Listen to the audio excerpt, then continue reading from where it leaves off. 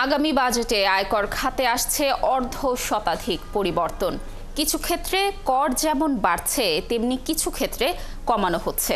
ব্যক্তির করমুক্ত আয়ের সীমা বাড়িয়ে তুলে দেওয়া হচ্ছে ৫% করের স্ল্যাব। পুঁজিবাজার বিকাশে আছে কয়েকটি ইতিবাচক প্রস্তাব।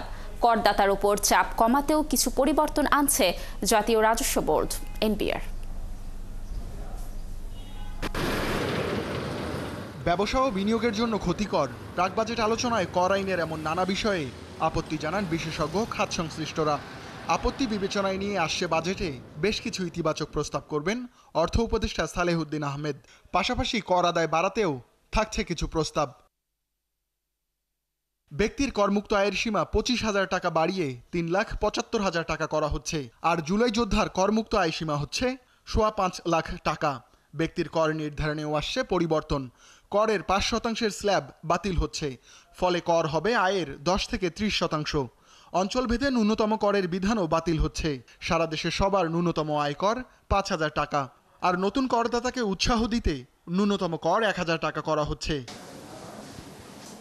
শেয়ার বাজার সংক্রান্ত বেশ কিছু প্রস্তাব থাকছে বাজেটে। বড় সুবিধা পাচ্ছে মার্চেন্ট ব্যাংক।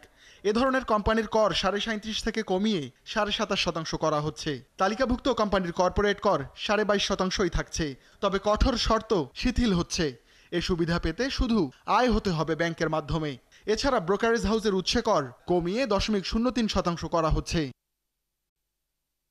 কোম্পানি ও করদাতাদের দাবি মেনে নিয়ে অতিরিক্ত কর পরের বছরগুলোতে সমন্বয় করার সুযোগ দেওয়া হচ্ছে। কৃষি আয় ৫ লাখের বেশি হলে কর হবে। বেসরকারি চাকরিজীবীর করমুক্ত ব্যয় ৫০,০০০ টাকা বাড়ছে। দ্বিগুণ হচ্ছে পারকুইজিট সীমা। বাবা মা, স্বামী স্ত্রীর পাশাপাশি আপন ভাই বোনের মধ্যে দানও করমুক্ত হচ্ছে। কিছু ক্ষেত্রে কমানো হচ্ছে উৎসে কর হার। ঠিকাদারের উৎসে কর ২% কমিয়ে ৫% হচ্ছে। কৃষি পণ্য সরবরাহে উৎসে কর অর্ধেক হচ্ছে। জমি বিক্রিতে ক্যাপিটাল গেইন ট্যাক্স ৫% কমিয়ে ১৩ করা হচ্ছে। তবে ১৫২টি পণ্য আমদানিতে ২% অগ্রিম আয়কর আরোপ করা হচ্ছে। ইন্টারনেট সেবার উৎসে কর কমিয়ে ৫%, সিগারেট কোম্পানির উৎসে কর বাড়িয়ে ৫% করা হচ্ছে। এছাড়া মোবাইল অপারেটরের টার্নওভার কর কমিয়ে ১.৫% করা হচ্ছে। রিসাইকেল শিল্প, গ্যাস বিতরণ, তেল পরিশোধনাগার, বিদ্যুৎ কেনায় উৎসে কর কমানো হচ্ছে। মৎস্য পোল্ট্রি খাতের কর অব্যাহতি বাতিল করা হচ্ছে। তবে প্রান্তিক খামারিদের উৎসাহ দিতে এ খাতের ৫ লাখ টাকা পর্যন্ত আয় করমুক্ত থাকছে। সরকারি কিছু প্রতিষ্ঠানকে রিটার্ন দেওয়ার বাধ্যবাধকতা থেকে অব্যাহতি দেওয়া হচ্ছে। উৎসে করের রিটার্ন প্রতি মাসের পরিবর্তে ৩ মাস পর পর দিতে হবে। এছাড়া ক্রেডিট কার্ড পাওয়া সহ ১২ সেবা পেতে রিটার্ন জমার প্রমাণ দেখানোর শর্ত শিথিল করা হচ্ছে।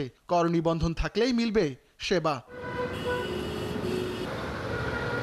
রুহুল আমিন, ৭১, ঢাকা।